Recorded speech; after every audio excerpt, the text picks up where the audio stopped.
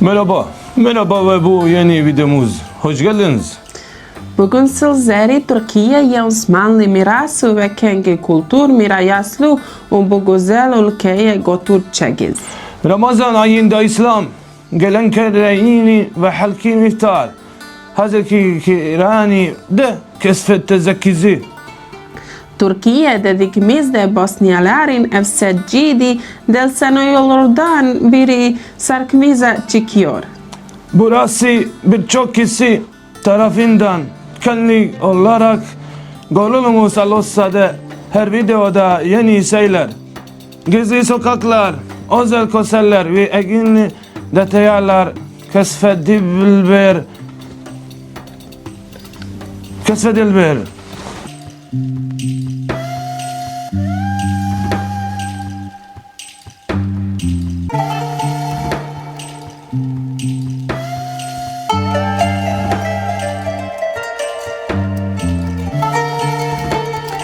Turska ima oko 85 milijuna stanovnika i jedna je od rijetkih država koja istovremeno pripada Europi, Aziji.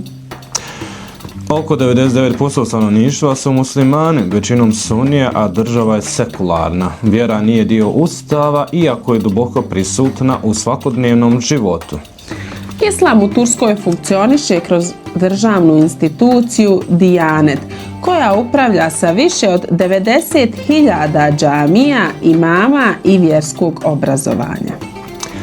Ezan se uči javno, džamije su pune za džumu i Ramazan, ali praksa vjere varira, od vrlo tradicionalnih sredina do izrazito modernih gradskih četvrti.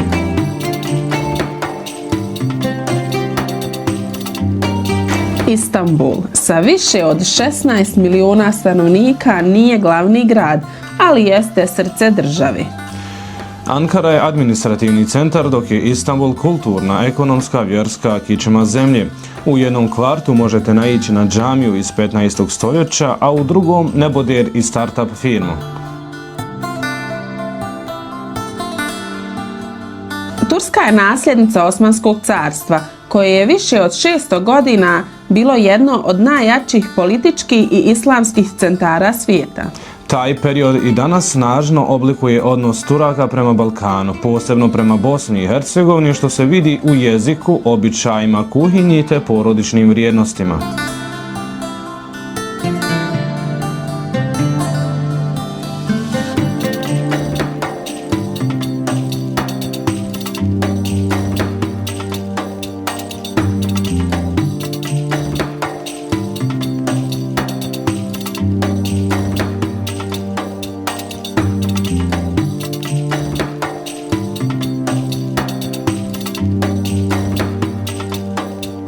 Zanimljivo je da Turska ima jednu od najmlađih populacija u Europi, a porodični život je i dalje vrlo bitan. Roditelji su autoritet, porodice su bliske, a prosječan Turčin će prije promijeniti posao nego preskočiti porodični ručak nedjeljom.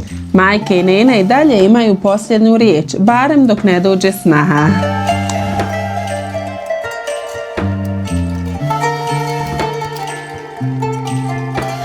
Ekonomski, Turska je mješavina snažne industrije, turizma i poljoprivrede. Spada među 20 najvećih ekonomija svijeta, ali se suočava sa inflacijom i velikim razlikama između bogatih i siromašnih slojeva društva. Kada je riječ o hrani, turska kuhinja je mnogo više od kebaba. Jedno autentično jelo koje se bez problema može spremiti kod nas je mercimek çorbasi. Gusta čorba od crvene leđe, jednostavna, jeftina i svakodnevna u turskim kućama.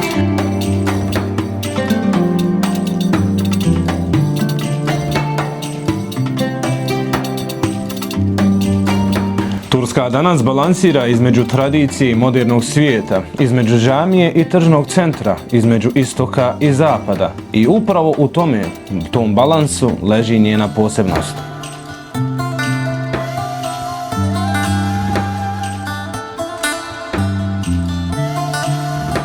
Turska ima više izbjeglica nego jedna druga država na svijetu. Preko 3,5 milijuna, većinom iz Sirije. Većina njih živi u gradovima, ne u kampovima i dio su svakodnevnog života. U Turskoj se godišnje otvori više od 1500 novih džamija, ali istovremeno raste i broj mladih koji vjeru praktikuju privatno, bez javnog isticanja. To stvara zanimljiv generacijski jaz između roditelja i djeci. Iako je alkohol legalan, porezi su ekstremno visoki, pa je boca piva često skuplja nego kompletan ručak u lokalnoj kafani. To je svjesna državna politika. Turska ima jednu od najrazvijenijih televizijskih industrija na svijetu. Turske serije se gledaju u više od 150 zemalja, a po izvozu su odmah iza američkih. Manje je poznato da Turska proizvodi vojne dronove koji se koriste u više konflikata širom svijeta, uključujući i one koji su promijenili moderni način ratovanja. U mnogim dijelovima Turske i danas važi nepisano pravilo. Gost se ne pita je li gladan, hrana se iznosi automatski. Ako odbiješ, domaćin to često shvati kao uvredu.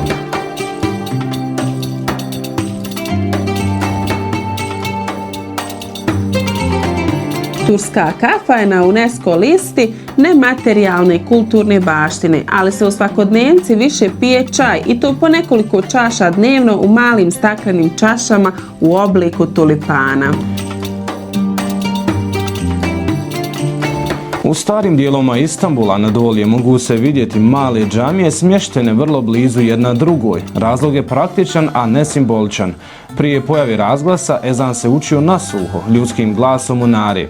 Džamija se često gradila na granici dometa glasa muezina, tamo dokle se ezan mogao jasno čuti.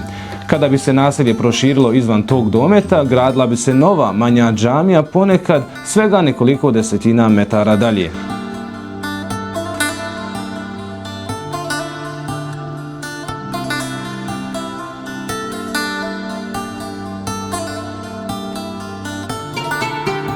U Turskoj je strogo zabranjeno privatno snimati ezan za javno emitovanje.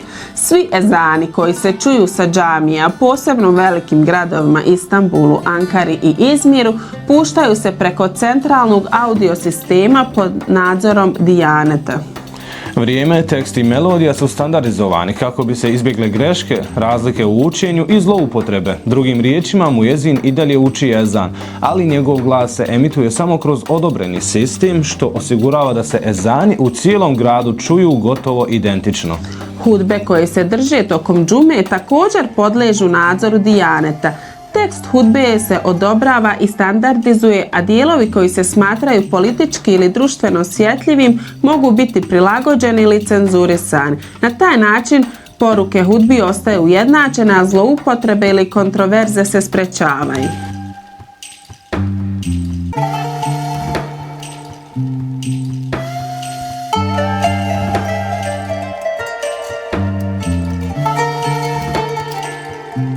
U Turskoj je prezime kao lična stvar relativno novo. Do 1934. godine većina ljudi uopšte nije imala prezime u današnjem smislu. Ljudi su se razlikovali po imenu oca, mjestu porijekla, zanatu ili nadimku. Zakonom o prezimenima država je obavezala svakog građanina da uzme jedno stalno prezime. Prezime Ataturk je zakonom dodijeljeno samo Mustafi Kemalu i zabranjeno je za bilo koga drugog. Zbog toga danas u Turskoj imamo ogroman broj opisnih prezimena kao što je Demir željezo, Yilmaz neustrašljiv, Kaya stijena, a cijele porodice su morale odjednom smisliti taj identitet. Zanimljivo.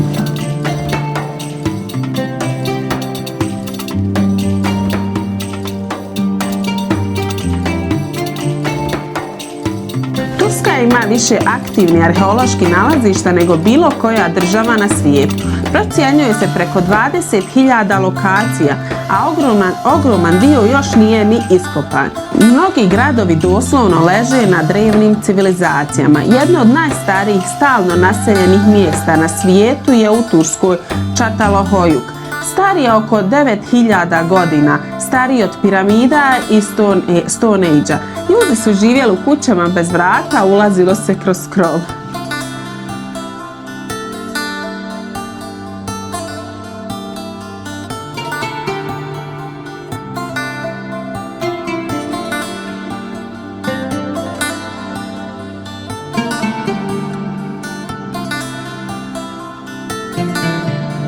U nekim dijelovima Turske država plaća ljudima da ostanu živjeti u selima zbog masovnog iseljavanja u gradove i straha od potpunog nestanka ruralnih zajednica.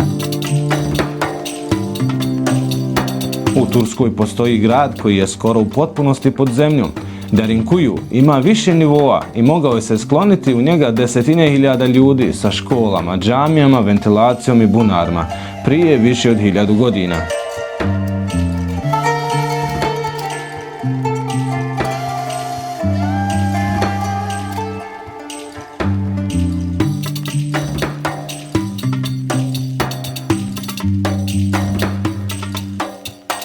Sanliurfa je grad u jugoistočnoj Turskoj, blizu granice sa Sirijom.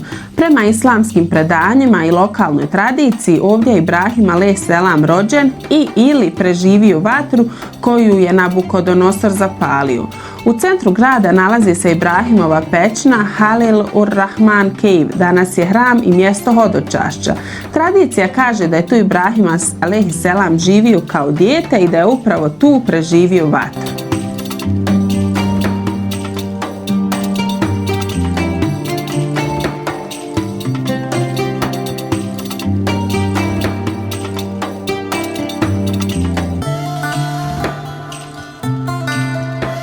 U islamskoj i judeo-hrišćanskoj tradiciji kaže se da je lađa Nuh a.s. pristala na planinama poslije velikog potopa. Iako tačno mjesto nije precizirano u Kur'anu ili Bibliji, u Kur'anu stoji da je lađa pristala na planini Ar-Ruz, a mnogi tumače taj pojam kao planinski masiv u blizini Susitije Ararata. U istočnoj Turskoj Agri postoji Dur-Pinar formacija, prirodna geološka struktura koja neobično liči na oblik broda i mjeri približnih dimenzija koji se spominju u Bibliji. Neki naučnici i istraživači sugeriraju da bi to mogla biti arheološki trag povezan sa pričom o lađi Nuha a.s. Tradicija o mjestu pristajanja arke se u nekim predanjima veže za Mont Judi u istočnim dijelu zemlje prije nego li pojam Ararat postane dominantan u kasnijim pričama.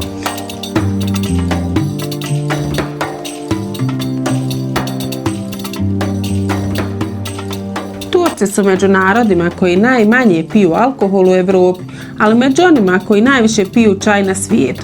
Prosječan Turčin popije više čaja nego Britanac. U Turskoj je zakonom kažnjivo vrijeđati turski identitet. Zbog toga su novinari, umjetnici i pisci više puta završavali na sudu, što turisti gotovo nikad ne znaju. Postoje dijelovi Turske gdje ljudi i dalje govore jezikom starijim više od 1000 godina. Neki lokalni dijalekti imaju riječi koji potiču iz predosmanskih i selđučkih vremena.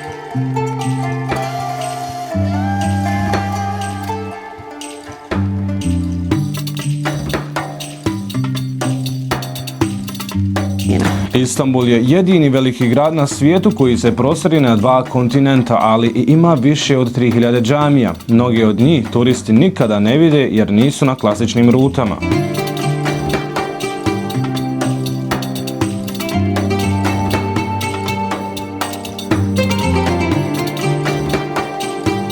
U Turskoj danas živi nekoliko miliona ljudi bošnjačkog porijekla. Iako se tačan broj ne vodi zvanično jer se većina vode kao Turci i po državljanstvu i identitetu. Masovne migracije Bošnjaka u Anadoliju dešavale su se posebno nakon 1878. a zatim i poslije Balkanskih ratova i Prvog svjetskog rata. Bošnjačke porodice su se naseljavale širom zemlje, ali najviše u okolini Istanbula, Izmira, Burse, Sakaraje i Ankare. Zanimljivo je da mnoge porodice danas znaju svoje porijeklo, čuvaju prezimena, recepte pa čak i riječi bosanskog jezika, ali se rijetko javno izjašnjavaju kao Bošnjaci. Identitet se uglavnom čuva unutar porodice kroz priču, hranu i odnos prema Bosni, koja se često doživljava kao stara domovina.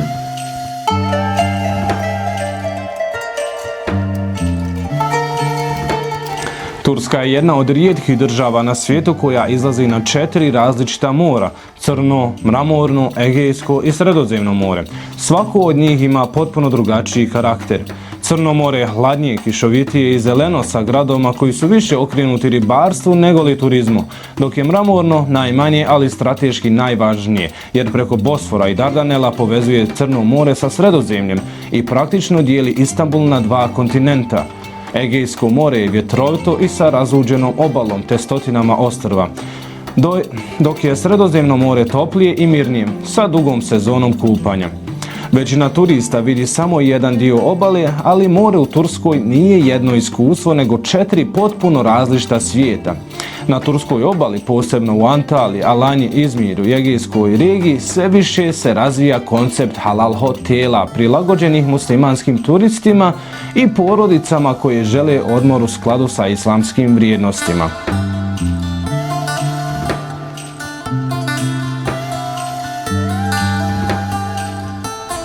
Ovi hoteli nude halal certificiranu hranu, što znači da se svi sastojci i načini pripreme hrane poštuju prema islamskim standardima bez alkohola i svinjetine u ponudi.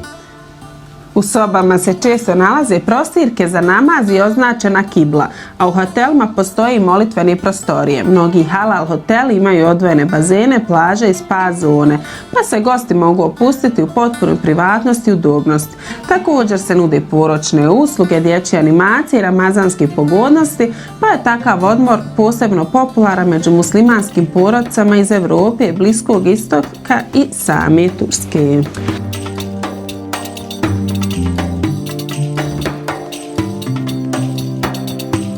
Turska nije samo most između istoka i zapada, već i između vremena. Dok hodate ulicama Istanbula, možete stajati na mjestu gdje su prije 9000 godina ljudi ulazili u svoje kuće kroz krov, gledati nebode ili start-up firmu s Wi-Fi-em, čuti ezan koji se uči istovremeno identično širom grada, a svega nekoliko stotina kilometara dalje gledati Duruppinar, formacija koja podsjeća na lađ Nuh a.s. Sve to u jednoj zemlji koja ima 4 različita mora, 1000 džamija, milijune priča i tajni koje čekaju da budu otkrivene. Turska je jedna od onih rijetkih država koja neprestano iznenađuje i gdje svaki korak skriva historiju, religiju i čistu ljudsku fascinaciju.